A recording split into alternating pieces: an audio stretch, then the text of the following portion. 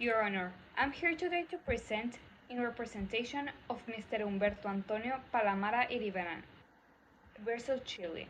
He is a retired military officer and employee of the Chilean Navy, author of the book Ética y Servicios de Inteligencia. The publication of this book was met with opposition and censorship from the Chilean authorities, leading to legal proceedings that violated Mr. Palamara Iribarren's fundamental right to freedom expression. The dispute arose from a 1988 military ordinance of the Chilean Navy, which prohibited members or employees of the Navy from publishing articles criticizing the Navy or the state.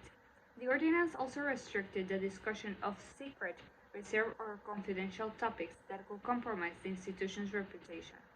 Despite this ordinance, Mr. Palamara Iribarren attempted to publish his book, advocating for ethical standards in military intelligence services. However, the Navy demanded that he obtain authorization to publish, and when submitted for review, the authorization was denied, citing threats to national security and defense.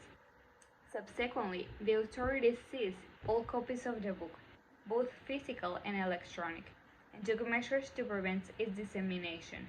Mr. Palamara Iribarren was subjected to criminal proceedings, administrative investigations, and various restrictions on his freedom of expression, including prohibitions on public statements criticizing the Navy's action.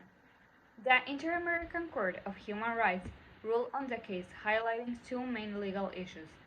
Firstly, it determined that the state's actions constituted prior censorship, infringing upon Mr. Palamara Iribarren's right to freedom of expression, as per Article 13 of the American Convention of Human Rights.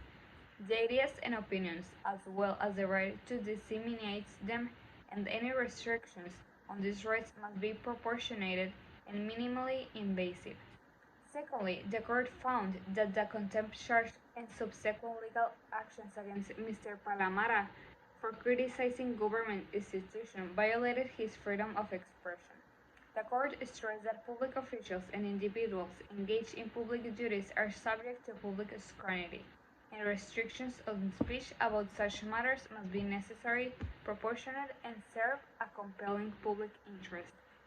In light of these violations, the court ordered that the state of Chile to eliminate the convictions, permit the publication of the book, return the seized copies, pay damages, and modify its domestic legislation to safeguard freedom of thought and expression.